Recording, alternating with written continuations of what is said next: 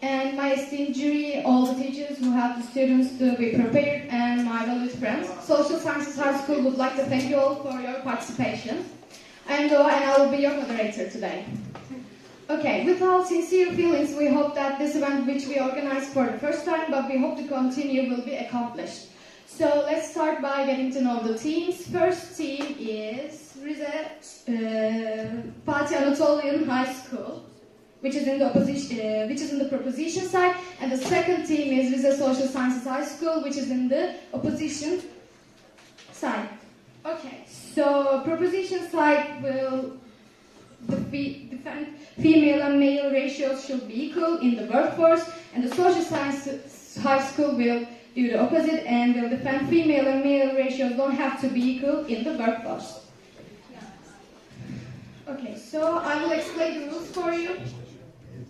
Debate rules. Debating consists of two groups of 3 people. The first of the groups, which is in proposition, will advocate the adoption of the resolution, and the opposition responsible for disagreeing with the motion. The first word in the debate is given to the proposition pro side, and it's obligation for every individual in the teams to participate in the debate. In the first round, each debater will be given 4 minutes. If each debater in the group finishes their speech, they will have to write to ask questions, and then the same rules will apply for the con side. In the second round, the debaters will have 3 minutes and will also have to write to answer questions from the first round. And in the third round, summary closing speeches will be made and the debate will be completed. The moderator will ring a bell when there is a 30 seconds remaining for speakers to summarize their speech like this. And when their time is completely over, moderator will warn them with the final bell. It's important that speeches be completed within the specified time. No additional time will be given. During the debate, pre-prepared digital materials can be presented via smartboard, but there will be no internet access. Debaters are also prohibited from using their mobile phones. So that's it. Do you guys have any questions to me? You can ask right now. Okay, so we will start with first speeches. I will give you 4 minutes, and we will start with the proposition side if they are ready. Okay, whenever you are ready, you can start. And please use your microphones more closely for clear understanding. You can use this microphone? Yes. If you are in smart board, you should use microphone over there for, again, clear understanding for all of us.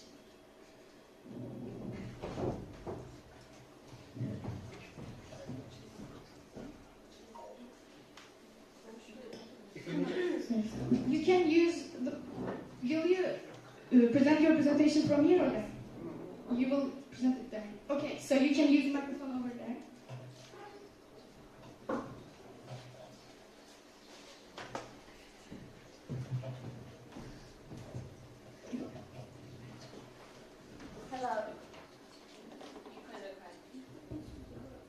Hello everyone. First of all, I would like to start with explaining what we are here to defend for. First of all, equality between male and female relations in the workforce means breaking the oppressive gender roles. It means not limiting one side of the society to kitchen and the other side to work. It means removing the gaps between genders. Family is the smallest institution in a society. And in this institution, the roles belong to the family. No one can decide from outside. Regardless of gender, all the people have their own will. And in one's life, the biggest opportunity to use this will is to decide which career path they choose. Of course, this depends on their tendency, ability, and preference, not to their gender, which they have biologically. We stand for that being competent at a job should be the main factor that affects the attitude of employers. Unlike today's world, gender should have nothing to do with it. But when we look up to the reality today, unfortunately, it's different. Apart from their gender, apart from their education level, whether they're a high school graduate or which degree they have, women in all cases get paid less than men. Changing this data is the only way to create and sustain a productive society. A society that is based on equal rules, not the unequal ones. A society that accepts people not because they're men or women, but simply because they're individuals.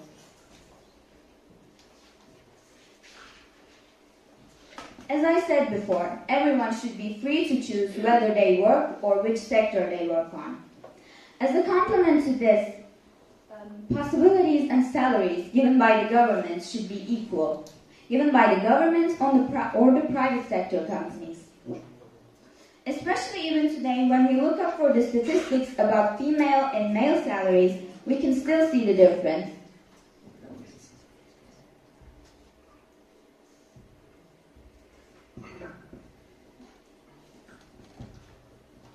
I use this example because the world order is still based on treating half of the population unfairly just because of their gender. And the workforce gap is the greatest evidence of what I said.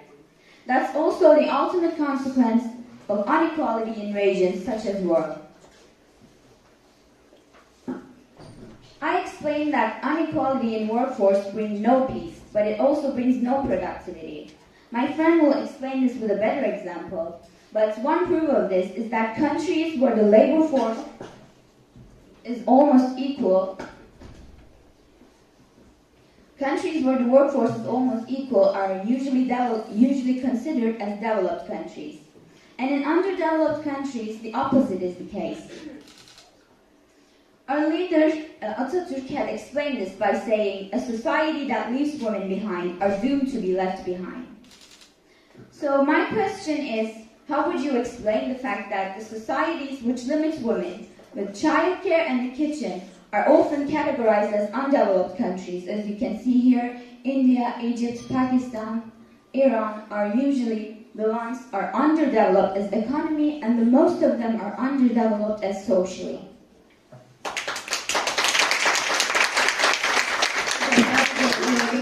Thank you, and you use your time wisely. Thanks a lot for that too. And now we will continue with the second debater, if the debater is ready.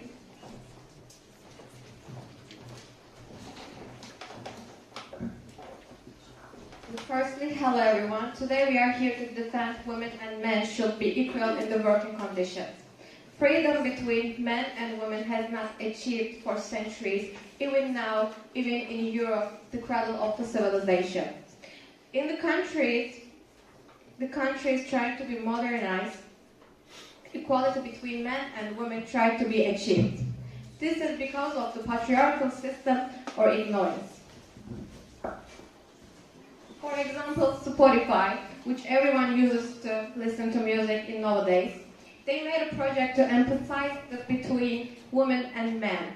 The general aim of this project is to support female artists, composers, and producers. Because according to studies, the ratio of male and female singers in every playlist is very different. 4 out of 5 in every playlist is male. That's the inner, and this is the Times Square in New York. These are the Turkish singers. And this is the interface of the Spotify Turkey Equal. Spotify carried out such a project to eliminate this unfair distribution and draw attention to it. And this is the Hollywood salary between gaps, women and male. Another example is from the Hollywood, the most developed film industry in the world. If we check out the interview of Scarlett Johansson, she's asked by, have you ever been paid more than a male? And she says yes, with an incredible pride to this question, which is the most normalist thing in the world. And let's watch the interview. Have you ever been paid more than a man? Outside of it? Yes.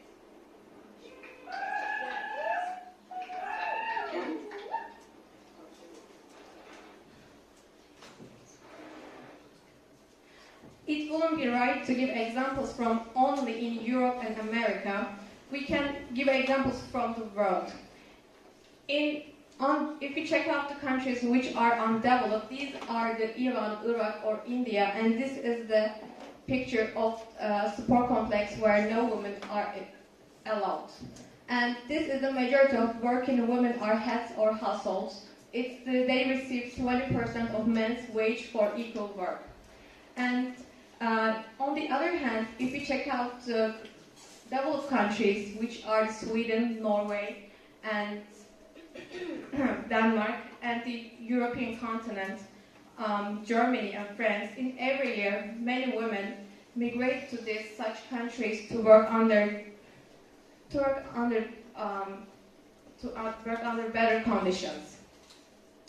And this is the gender wage gap and the glass ceiling remain. This is the women employment rate, and this is the gender wage gap, which is the equal, and this is the woman in senior management, which is also the equal. And thank you for listening. Do you have any questions to the other two? For now, no. Okay, thank you. Thank you for using your time wisely again. And we will continue with this third debater. You have 4 minutes. You may start.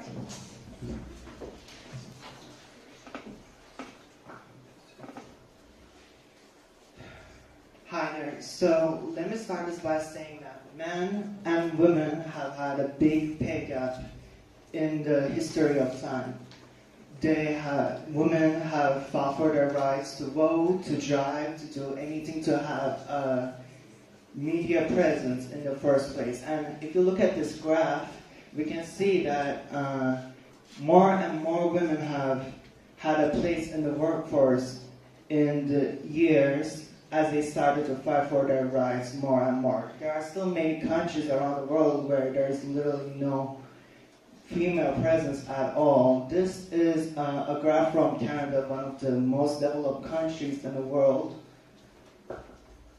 And as of now in 2024, 47.7% of the world has female workforce in them. This is an incredible number considering how low this number used to be in 1980s and before. But why should we make this number 50%? Why should we turn this into a 50-50 situation when we can live like this? Well, let me start by saying that, let me start by showing gender diversity. Why should we have gender diversity in the workplace? What does gender diversity give our company, our country, what does it bring us?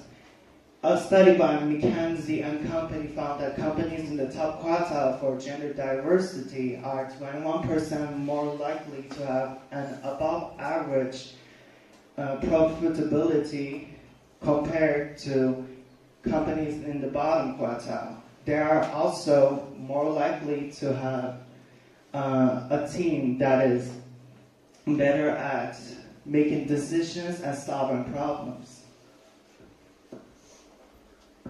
But what about gender balance teams? Firstly, companies don't aim for an equal ratio just because they just want to have the same amount of gender in the both sides. They want to have more voices. Gender balance teams are better at making contributions to their teams, to their company, to their country, because they have more experience, more different experiences, different perspectives, different skills that they can bring to their team. So why should we risk the future of our companies just because we want one gender more than the other? We want to hire one gender more than the other. Workers in gender balance teams are less likely to experience harassment and discrimination. They are also more likely to be productive and have their employees satisfied with their job. So when you have a gender balanced team, you have a happy team that's great at teamwork and productivity with a financial bonus.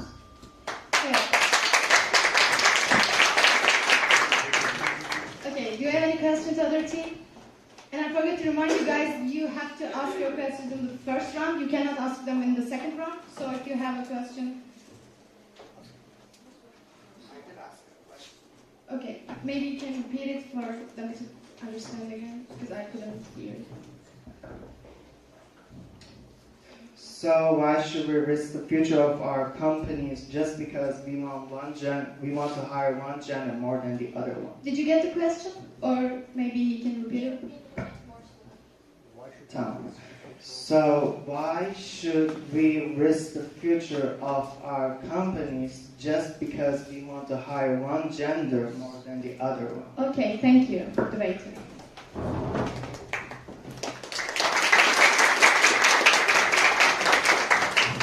Okay, now we will continue with the opposition side to defend themselves. Female and male ratios don't have to be equal in the workforce. And we will start with the first debater. You have 4 minutes. You can start. Before starting, I want to make some things clear to prevent any further misconceptions or misunderstandings about my argument.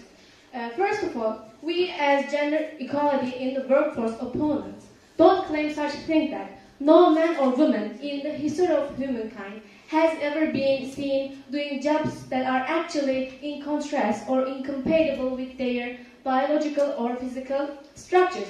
No, we do already accept that we saw such instances in the past and we are still witnessing such individuals among us even today. But the point to pay great attention is the fact that when I'll be making my arguments, I'll be talking on the behalf of millions, not individuals or exceptions that are out there in our society. And the second thing is that we accept that there are such factors like stereotypes, gender roles, or discrimination that do affect one's job choices or career choices. But this doesn't undermine or decrease the power and importance that biological differences have on our job choices or inclinations towards specific jobs. Now, to empirically prove my statements, I'm going to talk about a study that was jointly conducted by US and UK university researchers, in which they analyzed the career choices of students from all over the world. And at the end of the experiment, it showed that men had a profound interest for things-oriented jobs, jobs that involve extensive work with machinery, as in computer engineering or other jobs that you can see here, men preferring more than female, like vehicle technicians, carpenters, electricians, and the list just goes on. And on the other hand, for women, they had a keen interest for people-oriented jobs, jobs that require them to use their interaction and communication skills, as in medicine or teaching, or again, other jobs like personal care workers, health associate professionals, and so on. And what was shocking the most researchers was the fact that the same study was conducted in 1980, at the end of which the results were just the same, meaning men preferring things-oriented jobs, whereas women preferring people-oriented jobs. So this conclusion forced researchers to admit that no matter how many centuries pass, this career gap between genders will always exist because of an undeniable reality that is our biological differences. But you might still think that, where can be sure that the reason they chose to work at those jobs was because of their innate nature or biological dispositionings. I can prove this to you through another study that was done in Iceland, which is, as you can see, one of the most equal countries in the world. And not just in workplace-wise, but as a whole country general. And it showed that the more equality rates increase, the more people actually feel free to work sex-type jobs, jobs that have a clear division as men's jobs or women's jobs.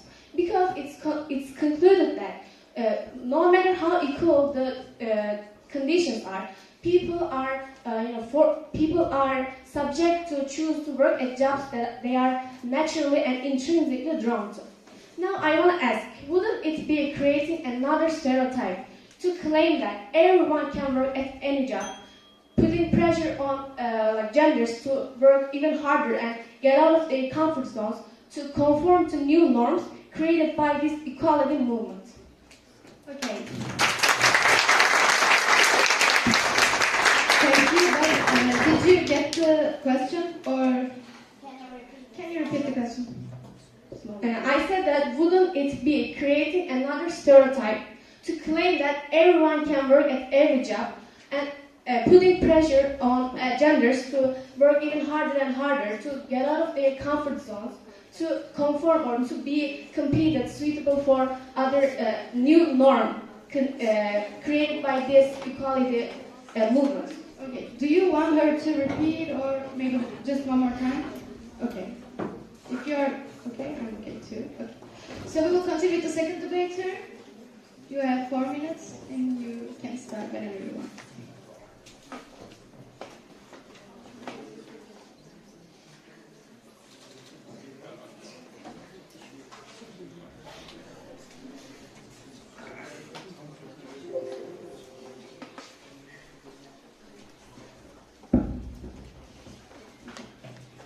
Okay, so before I start, I want to say all these data are from Turkish Statistical Institute, and my speech is about which gender prefers which job by their biological and physical differences.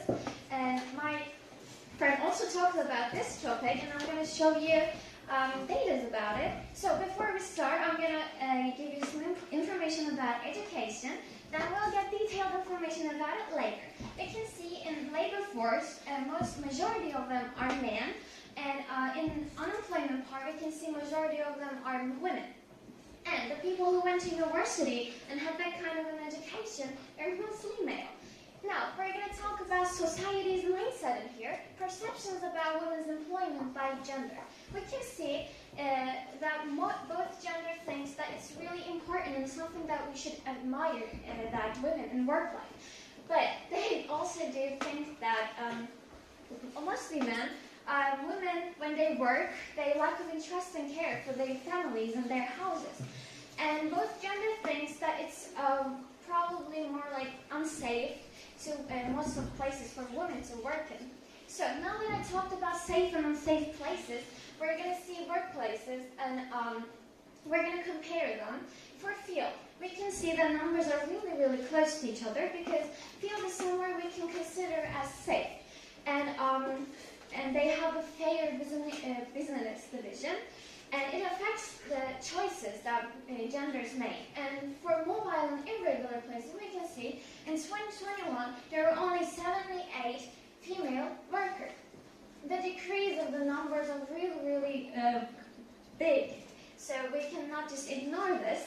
And now we're going to see some job types. I'm going to give you examples. For police officers in 2021, the majority of them, for 91.5%, they're male. And when it comes to mining carrying, in 2021 there were only 8 female workers. For construction, the number is 84. It's really low when we compare these two. But for staff working for newspaper and magazines, we can see the numbers are really, really close to each other, which is actually exciting. Because we don't see it that often. So if we have to compare these two cases, we can say police officers, this job is something we should consider as dangerous, unsafe. It has a bad working hours. And for a female, if they want to get up to the point of an average male police officer, they have to overwork themselves. So people mostly don't tend to do that. But when it comes to this place, we can say that it's safe. It has a good working hours. And for females, they can also take care of their child and house with having a career. So they don't have to overwork themselves. And this is our point. This is the choices that people make. And with biological and physical differences, mental problems, everything, they choose it this way. And it is how it is. Thank you. This is it. Okay.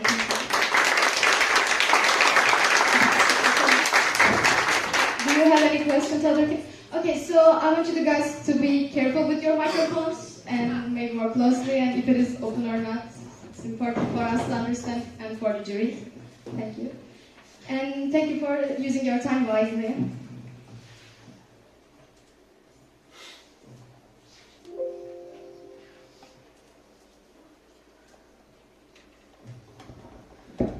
may start. Alright, today I'll be talking about the education side of this argument. And before we start, I just want to ask you a hypothetical question. It's just a hypothetical question, you don't need to answer it. My question is that if you had something that you really cared about, something that you value, would you give it to someone who could take care of it, who had enough qualification of education, who can save it and preserve it, or would you just give it to someone who hasn't had enough education? Now, supporting my arguments, I'll be showing you some data. As you can see, formal education completed by sex. In high school and equivalent, it's 27% want, while female gets 18% age.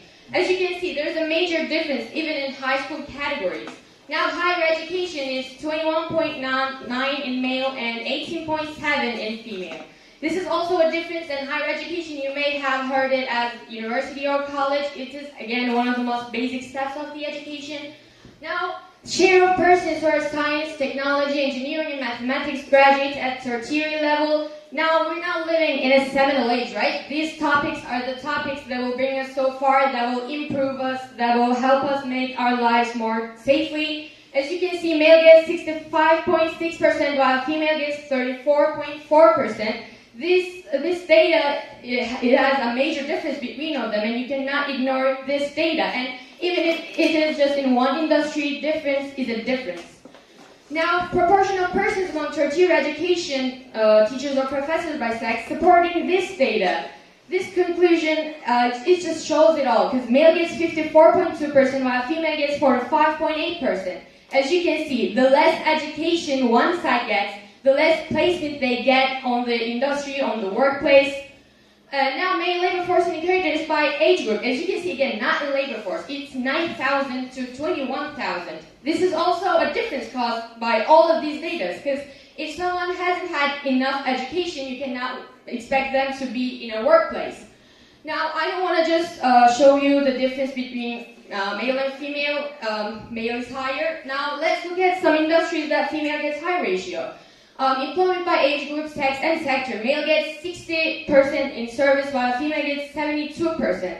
This is also a difference caused by all of these data. And I also want to mention something that I think you first debater used the term, first debater used the term that they aren't paid enough. It's again a hypothetical question, you don't need to answer it. I just want you to think about this. Of course, they will be paid different, because you cannot expect a female with 34% to 65% to be paid equal. And again, you referred to Canada. It might be close to equal in the all workplaces, but even one industry is, even if one industry is different, difference is a difference, and you cannot ignore these data's role in those data. And lastly, I want to say that you again stated something about Spotify. It's again a hypothetical question. Isn't it unfair to give privilege to one gender just because of their genders? This is unfair, and we don't want to live in an unfair world. These are the things. Okay, thank you. Do you have any questions to the other team? And I want to remind you guys that you cannot ask questions in the second part of the debate. Okay. And thank you for using your time wisely and fully again. And now we will continue with the second part of our debate. Okay, now you will each have 3 minutes. And you can answer the questions in this part. Okay, we will start with the first debater, if the debater is ready.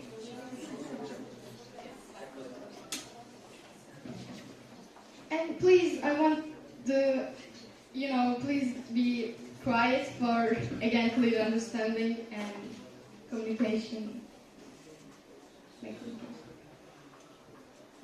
You talked about physical work and physical differences that male and female have.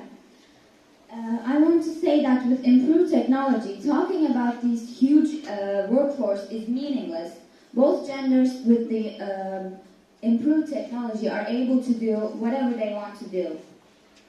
And we also have so many female soldiers who fight for their country. We have so many engineers. And by saying that they're weak or comparing these two, are saying that all women are weaker than men is to underestimate them. And you talked about family. You said that women stay at home and they feel safe for their child. I want to say that raising children or interesting with their house is not only belongs to one gender. In fact, according to a study, a child confidence and most of the child's qualifications are depends on the father. Hiring someone, one of the parents stay at home. There are so many solutions for the child and the house, and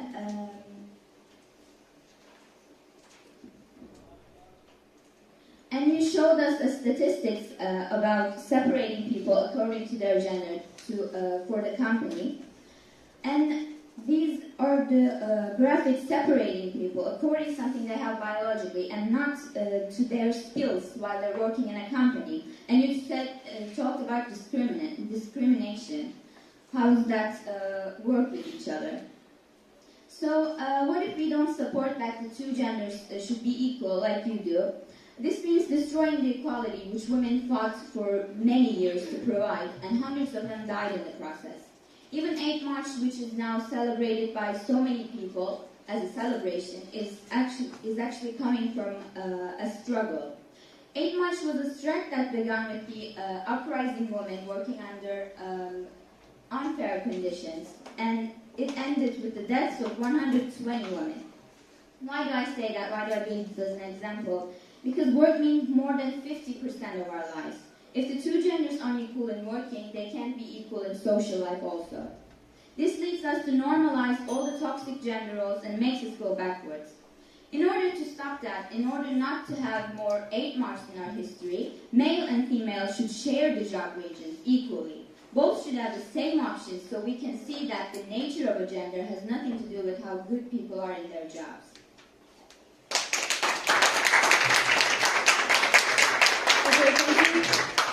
And thank you for using your time wisely. And now we will continue with the second debater. You have 3 minutes. Okay. If you look at the companies with the high number of female workers, these companies are the best ones in their field. As I said before, these are in their best in their field, so we can example for them like the brand of SOATK or the Pantry or these countries or I don't know, Migros. These countries have the most women workers in their field. If we don't have to go on the companies. We can examples them for about the countries. If we check out the countries where in politics where the women number is higher, we can say Denmark or New Zealand. These countries are also the happiest countries in the world. And if you check out the in less women workers, these countries are, we can say India or Qatar, or these countries are developed, but these countries are not developed in the equality. And as my friend said it before, she says women have to, like, in the company, woman is given birth, so she has to take a rest for a year, she has to take care of their baby or something. It's not necessary. She can take a baby giver, or if she cannot find it, it's not throughout for like 3 or 6 years. It's just a 1 year. It's not so long. And also, the baby has the infection of their father as much as her mother. If a baby has not given the attention of his father, its confidence in their future life is not much as higher of the other kids. And they said the women educational level is lower, so they should be less in the working conditions. And this is also this is unthinkable, because women has to be give education and also in the working conditions. If we say they are working, they given less education, so they have to be less in working conditions. That's unthinkable because they have to take education because they deserve it. And it's not, this Spotify topic is, it's not given privilege because in every 4 out of 5 singers on every list are men. So the Spotify wants to give them equality, not privilege, to make them an equal world. And thank you for listening to me.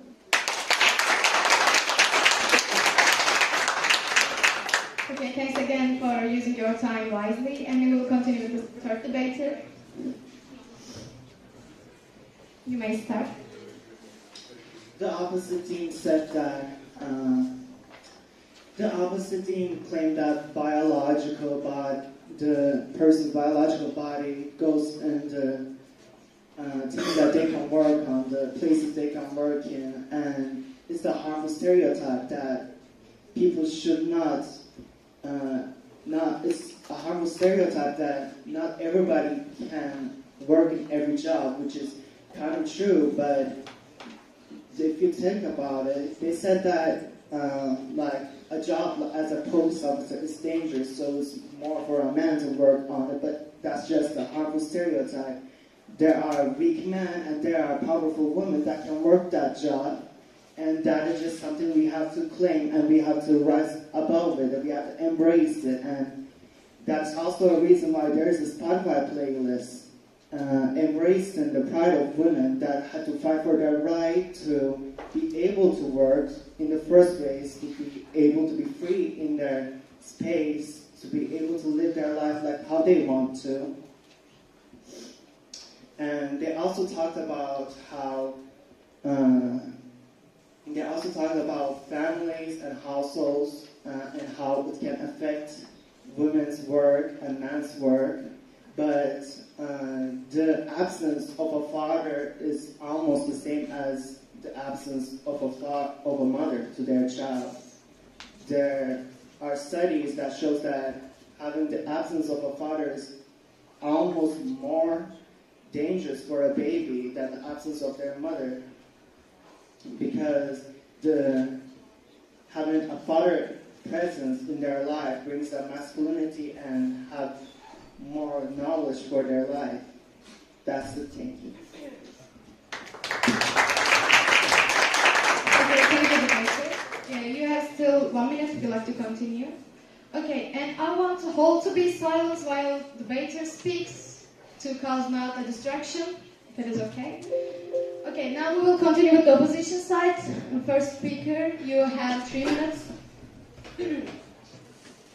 To address your question asking how would I explain more developed countries being the most equal ones, I actually answered it in my previous speech, showing how Iceland is one of the most equal countries in the world, though people again went for jobs that they felt naturally and intrinsically drawn to.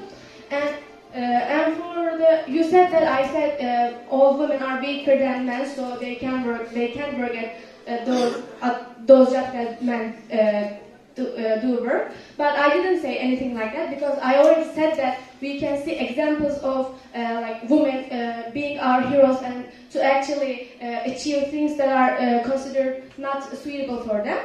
And I wanna tell you that considering your position in this debate, you will say that any woman can work at any of these jobs, which are actually considered to be some of the hardest jobs in the world.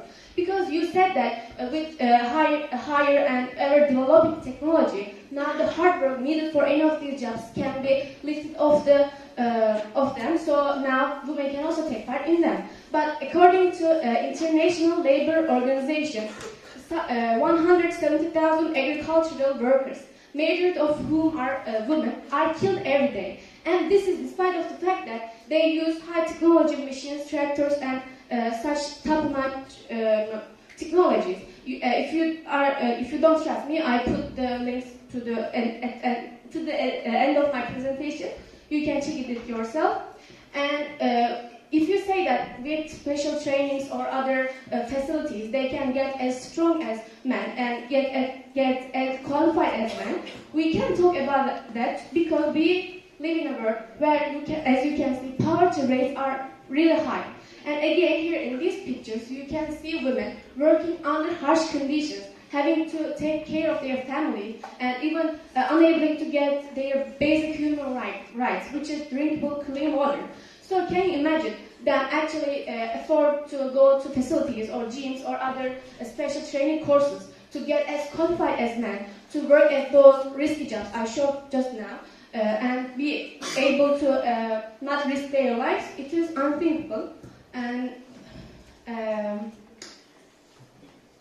that's it. Okay, thank you.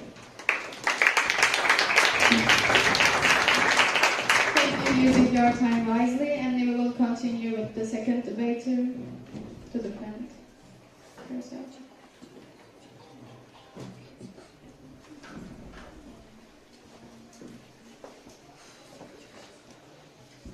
You can start. Now I'm going to talk about number of responsibilities in and outside of house, but before I start, I want to say we gave some specific examples, and you just gave a company example, which is something we started. Some places are safe and unsafe, and we have fair business division, but with some places we don't have it. So, now that I said it, I can now count. We can see people who are generally responsible for household chores are from 85% to 80% female.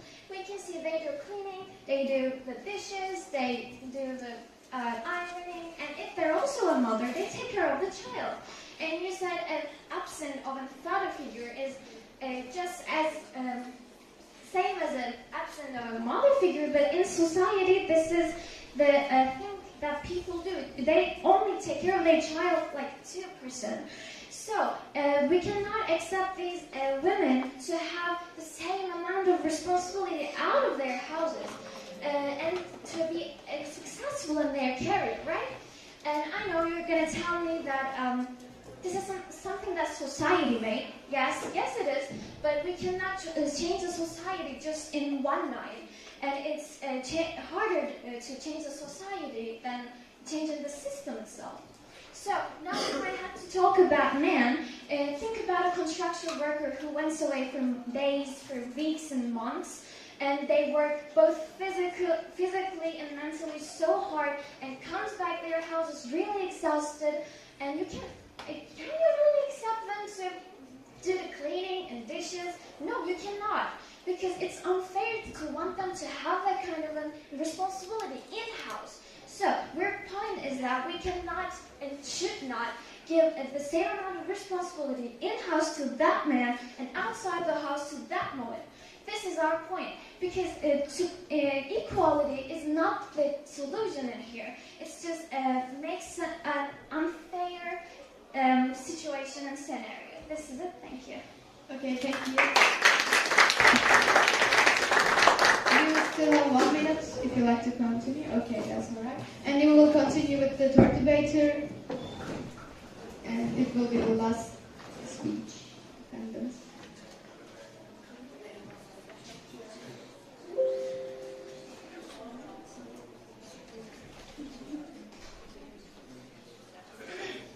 Okay, you may start. Before I start, I want to talk about some statement you made. You said that we actually defend the inequality between genders. I'm stating again, we're not defending the inequality, just like my friend Kevstar said. We state that they don't have to be equal in the workplace, work environment. Because it must be harder for a woman to just deal all of these pressures that you should be equal. You cannot want some gender to do something if they don't want to do that thing.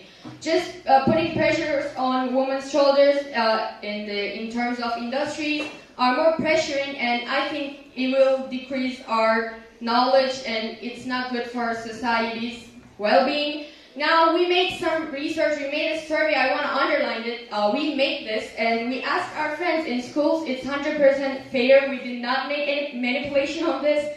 Do you think that men and women were born under equal conditions? As you can see, the answer is clearly no. And I want to state my opinions again. These data are important because that's how people act in their lives. That's how people want to act. Now let's take a look at the other question. Do you think men and women can work at any job at any ratio? The answer is clearly no, because as you can see, they don't have to be. They don't want. If they don't want to, you cannot force any gender on working any industry. Again, there's another question that, do you think that gender affects the jobs people do their jobs? As you can see, it's yes, because there's a certain difference between industries, and these differences also, they are related with genders. And I want to state this again, people gave these answers because that's how they act in their life. And if society's thinking is that way, you cannot change it overnight. And instead of changing the society, I think changing the workplace is much more easier than it. Now, do you think that any gender can do any job? It's clearly a no again. And now, this is the deadly part. Do you think there are jobs that women can do better than men? The answer is yes, and the opposite again, the answer is yes against male to females. And this is it. This is our speech. Thank you. And thank you. Thank you for using your time wisely. Now we will continue with the third part of our debate, and it will be the part that you have to summarize all of your speech. You have to choose one of you to speak up for everyone. So, okay.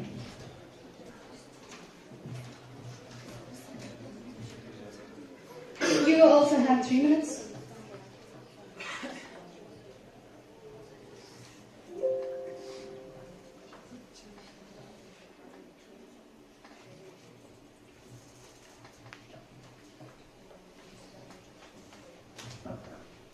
So, as for the final, if we have to do a summary, I want to say it first. It's not a privilege; it's a human right to be equal.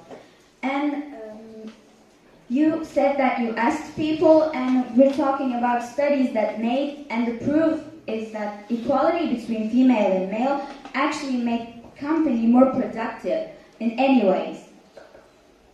Firstly, it's necessary to sustain the productive society. Peace in society also comes with it.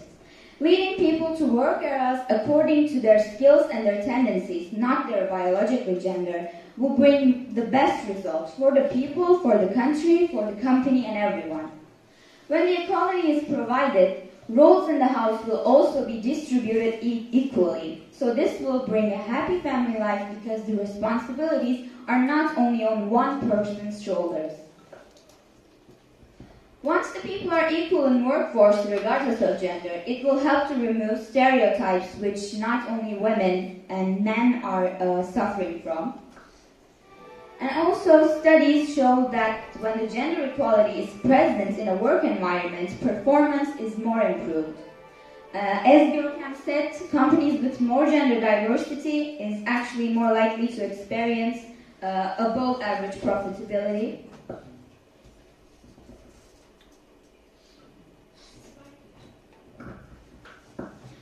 And also diverse teams are more creative and problem solving in a company. So the ratios should be equal in order to work better with organizational performance at the work era. As you can see in the statistics, the more barriers are reduced, the more female and male gets equal, the growth gets higher significantly in rates. So the more they're equal, the more the profit company gets. Studies also show that closing of gender pay gaps also helps the country to save money. Equal education and jobs also significantly reduce poverty rates. It increases in efficiency, productivity, and innovation. So, it goes as a circle: family, company, country, and the world. Besides its social benefits, equality between two genders in workforce has great importance in economic life. So it's not only the right thing to do, but it's also linked to country's overall economic performance. So, shortly, it's essential to make the world better and a balanced place to live in. Thank you for, again, using your time wisely. And we will continue with the opposition side to speak up. Okay. You have 3 minutes. Okay, now, we brought up all of these scientific data before, so I will not bring up those again. I just want to summarize all of the things we have said so far. We made it actually in 3 parts. My friend Kessler said there are some biological differences between them, and I want to state this again. She saw some data from Iceland, one of the most developed countries that you gave an example for. If you make one gender to feel more pressured about being equal, that is not equality, and it just makes more psychological pressure on one side. And my friend Rana, she talked about responsibilities at home, and we are stating this again. If one side has more part in society, you cannot change that overnight, and you have to be pragmatic, you have to be utilitaristic if we are talking in terms of society, because we have to live in a more simple and good way. So instead of, again, changing all of those, we should change our ways to think in the workplace.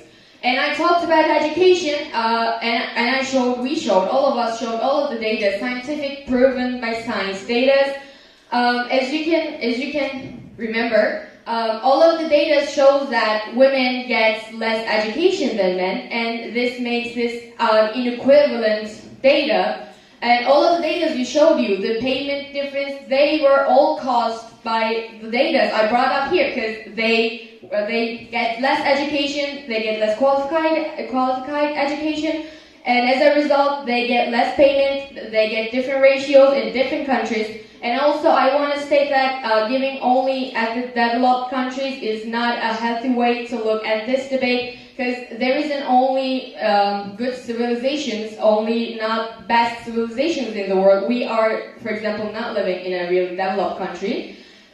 So if you are just stating this in one country, in Canada, it's nearly safe, but what about the industries in Canada? I couldn't see any data about this. For summarizing again and again, I want to say that we clearly state that women and men should be equal in the terms of law and etc.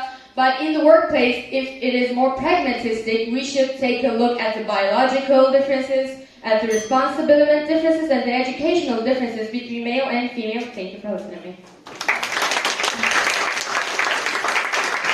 That's a really good debate, and this topic really interests me too, so I was really excited, and thanks for 2 teams for their courages. That was good. Thank you both.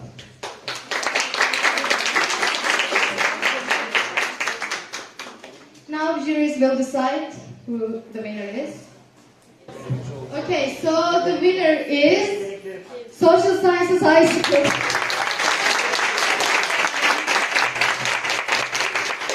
Fatih Anadolu High School score was 266, and the Social Science High School was 292.